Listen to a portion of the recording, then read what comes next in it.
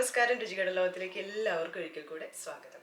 അപ്പോൾ ഇന്ന് വളരെ സിമ്പിളായിട്ട് ഒരു 10 മിനിറ്റ് നമുക്ക് കൈകളുണ്ടെങ്കിൽ ഉണ്ടാക്കിയെടുക്കാൻ പറ്റുന്ന ഒരു റെസിപ്പിയാണ് ഇത്. നമുക്ക് ബ്രേക്ക്ഫാസ്റ്റിനും അതുപോലെ തന്നെ ഡിന്നറിനും അധികം ഹെവി ഒന്നും ആയിട്ടുള്ള ഡിന്നർ വേണ്ട, അങ്ങനെയാണെങ്കിൽ ഉണ്ടാക്കാൻ പറ്റുന്നതാണ്. നമ്മളെപ്പോഴും നാടൻ ബ്രേക്ക്ഫാസ്റ്റൊക്കെ കഴിക്കുകയാണെങ്കിൽ ഇടയ്ക്ക് ഒരു ചേഞ്ചിന് ഒരു ഇംഗ്ലീഷ് ബ്രേക്ക്ഫാസ്റ്റും ഈ 5 സ്റ്റാർ ഹോട്ടലിലൊക്കെ കിട്ടുന്ന പോലെ അങ്ങനെ കിട്ടുന്ന അതിൻ്റെ കൂടെയുള്ള ഒന്നാണ്. ഇതിന് മെയിനായിട്ട് വേണ്ടത് എഗ്ഗാണ്. അപ്പം ബാക്കി നമ്മൾ എങ്ങനെയാണ് ഉണ്ടാക്കുന്നതൊക്കെ നമുക്കൊന്ന് കണ്ടുവരാം. അപ്പോൾ ഇത് ഉണ്ടാക്കാൻ ആവശ്യമായിട്ടുള്ള മെയിനായിട്ടുള്ള ഇൻഗ്രീഡിയൻസ് എന്തൊക്കെയാണെന്ന് നമുക്ക് നോക്കാം. അപ്പോൾ ഞാൻ ഒരു 3 മുട്ട എടുത്തിട്ടാണ് ഇതിപ്പോൾ ചെയ്യാൻ പോകുന്നത്. അപ്പോൾ ആ 3 മുട്ട എടുത്ത് വെച്ചിട്ടുണ്ട്. പിന്നെ നമുക്ക് വേണ്ടത് പാലാണ്. 1 കപ്പ് പാല് ഞാൻ തിളപ്പിച്ചിട്ട് ആറിയ പാലാണ് എടുക്കുന്നത്. പിന്നെ ഇതിൻ്റെ കൂടെ വേണ്ടത് മൈദയാണ്. 1 ടേബിൾ സ്പൂൺ മൈദ എടുത്തിട്ട്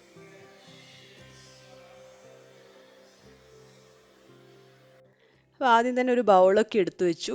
നമ്മൾ എടുത്ത 3 മുട്ടയുണ്ടല്ലോ അതൊന്ന് പൊട്ടിച്ചൊഴിച്ചിട്ട് നല്ലപോലെ ഒന്ന് ബീറ്റ് ചെയ്ത് എടുക്കുകയാണ് ആദ്യം ചെയ്യുന്നത്.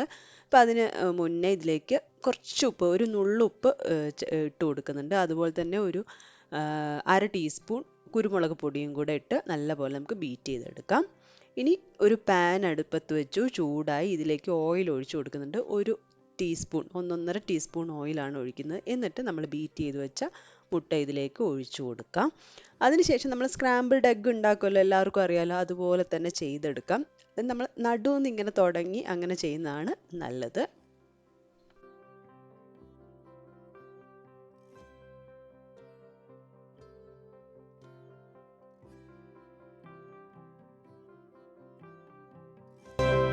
സ്ക്രാമ്പിൾഡ് എഗ്ഗ് ഓൾമോസ്റ്റ് റെഡി ആയിട്ടുണ്ട്. ഇനി ഇത് ഉണ്ടായി വന്നപ്പോൾ ആകെ കുറച്ചേ ഉള്ളൂ. അപ്പോൾ ഇത് ഞാനൊരു പാത്രത്തിലോട്ട് മാറ്റുകയാണ്.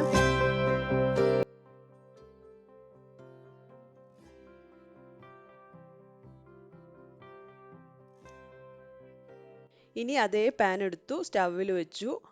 ഇനി നമ്മൾ എടുത്തു വെച്ച പാലുണ്ടല്ലോ, 1 കപ്പ് പാല് ഒഴിച്ചു കൊടുക്കുകയാണ്. ഈ പാലിൻ്റെ കൂടെ തന്നെ മൈദ 1 ടേബിൾ സ്പൂണും കൂടെ ഒഴിച്ച് നല്ലപോലെ മിക്സ് ചെയ്യാം. മിക്സ് ചെയ്ത് ഇത് കുറച്ച് കഴിയുമ്പോൾ നമ്മൾ തീ കുറച്ചാണ് വെച്ചിരിക്കുന്നത്. അപ്പോൾ ഇങ്ങനെ ഇളക്കി കൊടുത്തുകൊണ്ടേ ഇരിക്കുക. അപ്പോൾ അതൊന്ന് കട്ടിയായിട്ട് വരും. നമുക്കറിയാലോ, വൈറ്റ് സോസൊക്കെ നമ്മൾ പാസ്തയിലൊക്കെ മുന്നേ ചെയ്തിട്ടുണ്ട്. അപ്പോൾ അതുപോലെ വൈറ്റ് സോസാണ് ഉണ്ടാക്കുന്നത്. കുറുകി വരാൻ തുടങ്ങുന്ന സമയത്ത് നമ്മൾ ഇതിലേക്ക് 1 ടീസ്പൂൺ ചില്ലി ഫ്ലേക്സ് ഇട്ട് കൊടുക്കുകയാണ്. അതുപോലെ തന്നെ 1 ടീസ്പൂൺ കുരുമുളക് പൊടിയും കൂടെ ചേർത്ത് കൊടുക്കാം. ഇനി വേണ്ടത് നമുക്ക് ഒറിഗാനോ ആണ്. ഒറിഗാനോ ഇതുപോലെ 1 ടീസ്പൂൺ, 1.5 ടീസ്പൂൺ വരെ ചേർക്കാം. എന്നിട്ട് വീണ്ടും ഇളക്കി. അപ്പോൾ നല്ല കട്ടിയായിട്ട് വരും.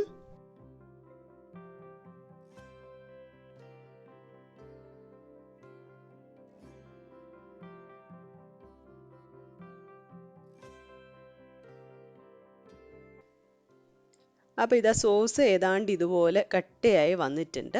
ഈ സമയത്ത് നമ്മൾ ഇതിലേക്ക് സ്ക്രാമ്പിൾഡ് എഗ്ഗ് ചെയ്ത് മാറ്റി വെച്ചിട്ടുണ്ടല്ലോ, അപ്പോൾ അത് ഇതിലേക്ക് ഇട്ട് കൊടുക്കാം.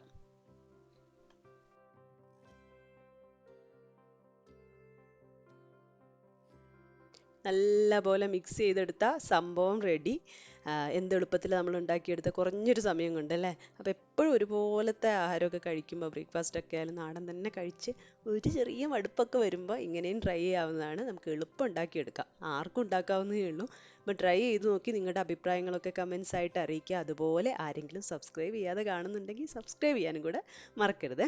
അപ്പോൾ പുതിയൊരു വീഡിയോ ആയിട്ട് കാണാം. അതുവരെ ബൈ.